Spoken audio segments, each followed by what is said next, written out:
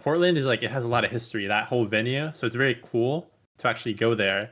And that was the second IRL event or IRL CTWC that I've been to. So it was really cool to see everybody again. And just going in, my expectations weren't like super high. I mean, I was just trying to do the best I could. I forget my first couple matches, but I do remember who I lost to, which was Blue Scooty. Scooty was kind of an unknown. Scooty had not really popped off and become the force that we know him today. He wasn't even on the like Game Scouts like list of people that are good at the time, and he kind of acknowledged that too. He was like, "Hey, I'm gonna show you like." I'm gonna show Game Scout why like I'm a good player and I should have been on there. He definitely proved it by making it to the top four that year, defeating me and then Huff to make it to the top four. So it was a crazy first CTWC for him. And it kind of just like started, I guess, the rivalry between us at that point. That was like one of the first big matches him and I played. And we would continue to play a lot more in the future. There's gonna be a theme here with Scooty appearances. I'm not gonna try and list every appearance you had, but you ran into him a couple times in CTL, various CTM appearances with him. What's the deal with you two? I mean, if you make it far enough into a tournament, you're gonna play the best player. These tournaments I keep making to the finals and top four, so it makes sense that I'd run into Blue Scooty. They're both real good. They're both keep getting drawn on the same side of the bracket. The fact that he keeps going out to the best player in the world is something, you know. He's probably tired of seeing Scooty at the moment time. Scooty looked so dominant at the end of this last year, and Myles was one of the players that, you know, provided a little bit of a speed bump. They know each other's games, right? He knows he has to be at the top of his, you know, game to play Scooty. I know that Scooty has probably got the upper hand in almost all of those games, but I think Scooty knows by now that Myles is going to be a tough opponent. I mean, that kind of thing can get in your head as well. You know, he faced him in like Lone Star, in our Lone Star event. He faced him in those October monthly finals. I mean, he's faced him a lot. I know that because it became sort of like, oh, you know, Myles versus Scooty again. And, you know, that's gotta be tough because obviously Scooty, especially the last year plus, has been on like this crazy run. And, you know, as you get deeper and deeper in the tournament, players like Scooty are there waiting, right? It's kind of the testament to our skill that we faced each other so many times. And if you have two really good players, they're not really going to play early a lot of the time. They're going to play in the later rounds. So that kind of shows that both of us are able to make it to these later rounds of these tournaments to where we'll eventually face off. It's cool to see how we both continue to get better and still stay on top of the scene. I was overall happy with the top 16 performance, especially seeing where Scooty is now. It's kind of cool that that we played so early on in his career, I guess. I thought it was cool because like it was the first year in Pasadena, so it was a whole new venue, whole new experience, and it was really fun to see a bigger stage, a bigger like crowd, more like brighter lights because they were filming the documentary. The setup was really good. We were finally like taking this event seriously. Good production, good crowd, good event. It just felt like the whole scene had kind of leveled up a little bit, especially since the Blue Scooty game crash time with a lot more eyes on the whole Tetris scene. It felt really cool to be a part of something that I could feel had more impact in the world. At this point, this is later, my fourth CTWC, right? Yeah, 2020, 21, 22, 23, 24. No, it was my fifth. Wait, 2020, 2021. So it was like my fifth time like attending a CTWC, I guess, like playing in a CTWC. And so I was kind of experienced at this point. I knew what to expect, the qualifying format. I did get a really good seed. I think I was top 10 seed. I think I got like 6 or 7 seed. And so that put me in a really good position where I was able to get a bye and then play some players like Hydrant and Cheese, who are still good, but like weren't like known as like a top like 10 players at the time.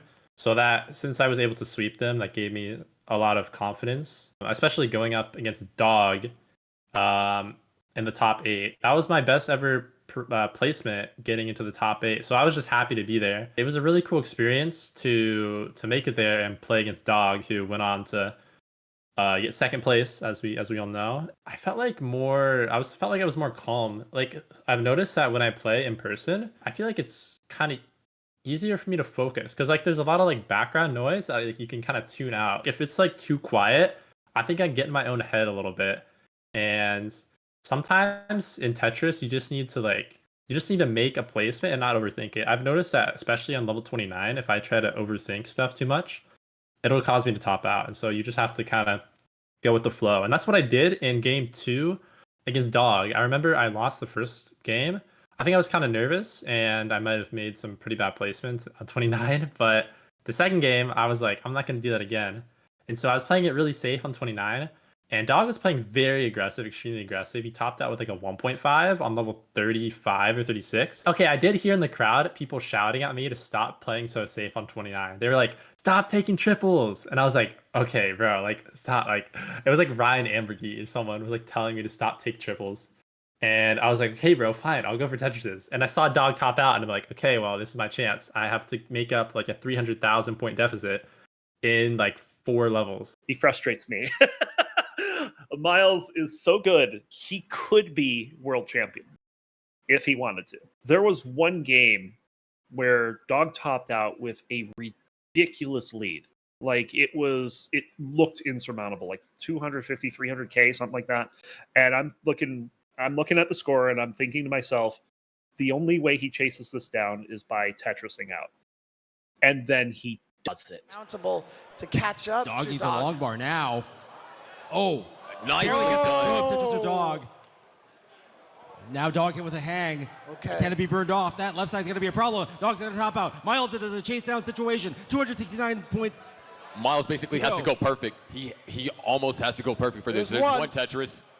But again, is it too late? It's at level 37, like you said. Level Basically 36. has to have a There's 100% another. Tetris Myles, rate. 179,000 points to go. Needs to burn something on the No, side. he's going He's aggressive. going for the double That's what IB's it dependency. No, trying to stay a little bit. Gets a long bar. Look at Boom. that. For Myles. 128. Hold on, the comeback is still possible. He's And there's up. another one. Tetris.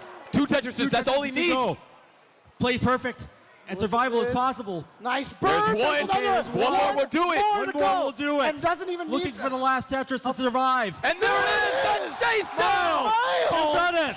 Well, I didn't go all in. I was playing it. I was playing well, good placements, and I got the long bar. And that happens sometimes. If you do all the correct placements and you do what you can, sometimes the game will reward you, and that's what happened. It definitely wasn't the highest, but double 1.5 was still really good and definitely one of the largest comebacks in a game that I've seen at CTWC. So it was a really cool feeling to actually do that, and that gave me a lot of confidence in my ability to play, knowing that it doesn't really matter how big the deficit is, that as long as I stay calm and play my game, that any lead can be possible to achieve. I did lose to Dog eventually, but I felt like having that one game was a really cool experience. Even just making it to the top 8, since I'd never been there, was a really cool thing to do. Myles is known for the Myles dig, right? It's like getting up high in a totally intractable, unsolvable dig and then somehow finding your way out of it. And that's exciting to watch. But what is going to win? Yeah, you need to be able to do that. Definitely, right? And all the best players can get out of those things. He's the extreme on that, but really what is needed to win is like to not get into those situations in the first place. I don't think it has to go away, but you definitely have to not get into those digs. The reason why, so like I'm able to survive these digs because I am really good at just understanding how to get out of digs, and I can roll really fast and put those together and I can survive almost any dig. But you don't really want to do that because that's just burning away efficiency.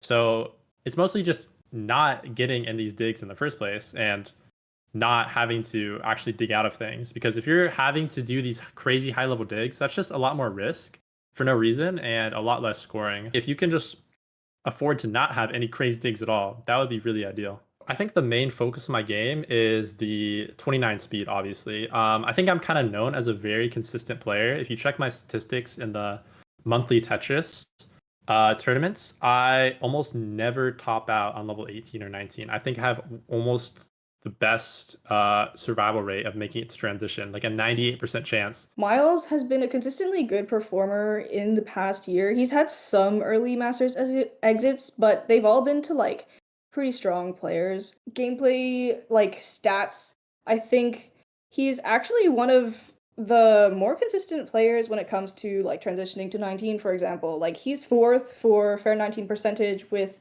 a transition rate of 96.34%. And in terms of like fair median score. He's at just above 1.1 million, which makes him 18th on the leaderboard. He also really has like the ability to pace a lot. For example, his highest level 29 transition score is 1.315 million, and that's 7th on the leaderboard, or sorry, 8th on the leaderboard overall. So the main focus of my game has just been starting on 29 and playing like I'm in a match and practicing not being too safe, but making it to 39 with at least like 300,000 post transition. So if you go into 29 with like a 1.1, that'd be a 1.4, maybe even 400,000, that would be a 1.5. If you can consistently get a 1.4 or 1.5, maybe you won't win every game, but you're going to put yourself in a really good position to win those games. So you just want to be as consistent as possible.